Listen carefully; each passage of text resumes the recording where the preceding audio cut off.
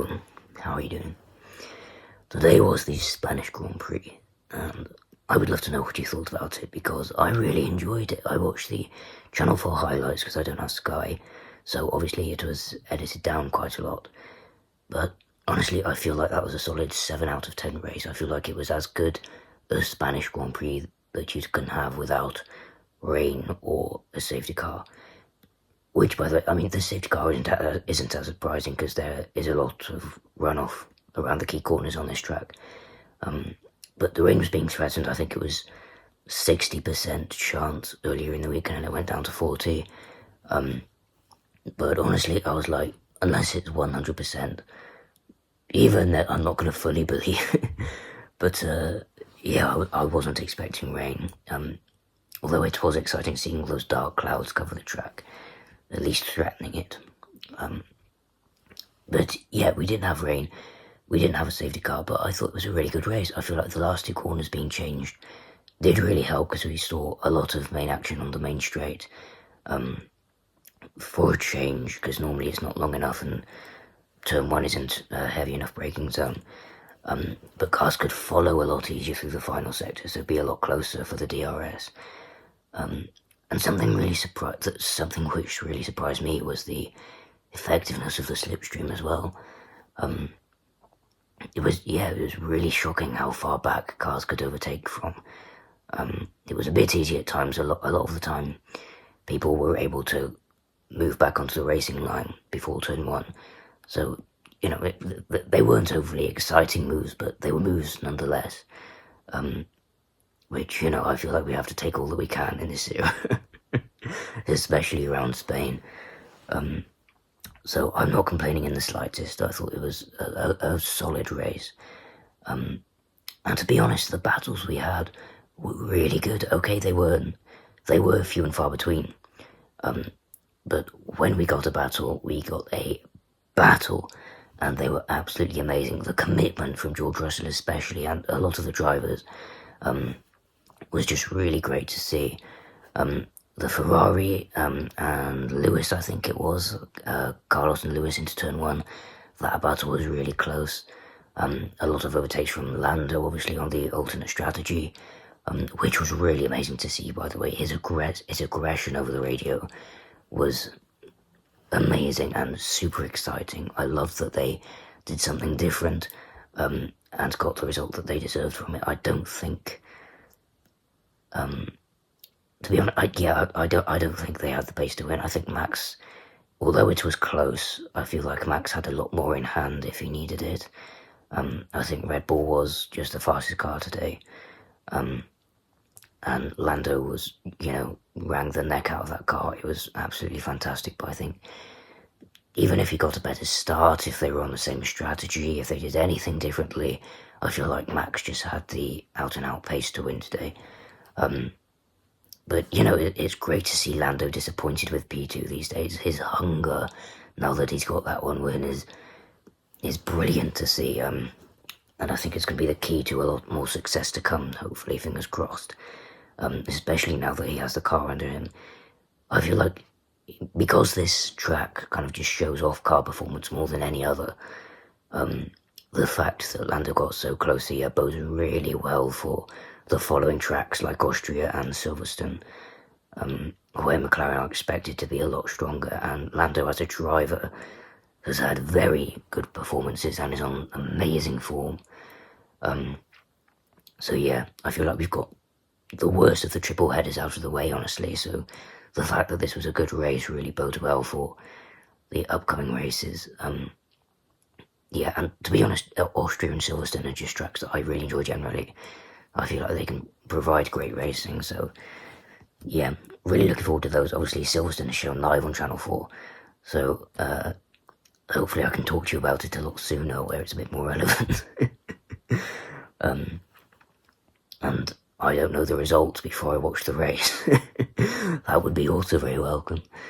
But yeah, back to this race. Really good battles. George Russell, I have to praise. Oh my god, what a start that man got. He was not in the picture until basically the apex of turn one. My eyes were firmly focused on Max and Lando. And the way Russell he didn't even get that much of a better start, to be honest. His reaction time and the start was pretty much the same as the front two, but the double slipstream and Max being slightly pushed onto the grass just made the difference, and the way he committed and managed to keep it on track. He didn't lock up, he didn't go wide, no contact, even though they were 3 wide at one point. Yeah, hats off to him. It was absolutely an amazing move, one of the moves of the season for sure. And Lando, again, I have to praise for his qualifying lap. What a qualifying we had. Qualifying is one of the things we can usually bank on being exciting, even in the most boring of seasons. And surprisingly, we've had quite a few dull qualifyings and some really good races this season. So it's been a slightly reversed, but qualifying was back to the form that we were used to. I thought it was done and dusted when Max, went that far ahead with his banker. And it was Alex Jakes who said in commentary, it was basically booked in for Max on pole, but I think Alex said it's going to take a magic lap for Lando to beat it. And then he went purple in the middle sector where Max was strongest and ahead for most of the weekend. And the commentary and the broadcast just following Lando to the line. Edge of the seat stuff, so exhilarating. But yeah, I don't think he had the pace for the win, honestly. I was expecting Max to win it.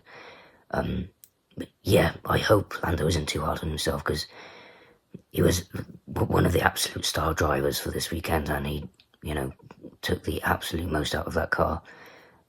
So I hope he's not too hard on himself. Great to see Lewis back on the podium. Lewis is my driver. He is the one I support most. So the last few seasons have been tough, but it's great to see him back on the podium. 198, by the way, so close to the big 200. I didn't know he was on that many. I thought he was a lot closer to his number of wins, actually. I thought he was maybe, 150 possibly, but 198. Insane statistics. Do we think Max is going to beat him by the end of the career? What do we think? Because Max has been making a lot of noises, to be honest, that makes us think he might not be in Formula One for as long as we were anticipating when he started. But so yeah, a lot of Lewis's records might be held intact, which I am praying for, because for me he's the best driver of all time, and no one has ever beaten him. Obviously that they've beaten him, but yeah, you know what I mean. He's my driver. So yeah, can't wait to see him get to the 200. I hope it comes sooner rather than later. And that this is the sign of things to come, with Mercedes upgrades, possibly, and just, increased form in general and increased confidence of Lewis. He seemed a lot happier of late, which is great to see. In interviews and things, he'd kind of got the aura of being checked out, essentially, and just mentally being at Ferrari already, but I think this race is going to really ground him and bring him back into the season. And yeah, to be honest, even regardless of the championship results or, outperforming George or anything, just give him the enjoyment of driving that car again and being in that team, because I don't want him to go out on a sour note. They've achieved so much together. I really want them to leave on a high. So yeah, great to see him on the podium. Fingers crossed now we can get a podium in Austria, and the 200th comes at his home race. That's a bit too fairy tale, I think, for it to happen, but, we can dream. I think the podium spots are going to be taken up by faster cars, to be honest, over the next 2 races, but still very intrigued to find out what happens. Other than that, yeah, I hope you enjoyed that race as much as I did. Again, let me know your opinions. I'd love to know what you thought of it. And I will see you next week to talk about the Austrian Grand Prix. Goodbye.